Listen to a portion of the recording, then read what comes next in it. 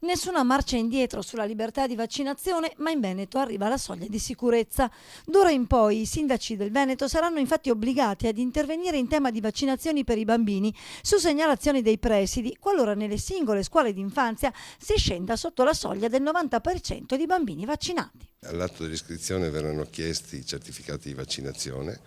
Una volta verificati i certificati di vaccinazione verranno trasmessi all'USL di competenza, che farà una verifica scientifica e li trasmetterà al sindaco. Se 9 bambini su 10 sono vaccinati non ci sarà nessun problema. Se scendiamo sotto i 9, cioè il 90% dei vaccinati, i bambini potranno essere non iscritti e quindi trasferiti in altri asili dove la percentuale è garantita di vaccinati.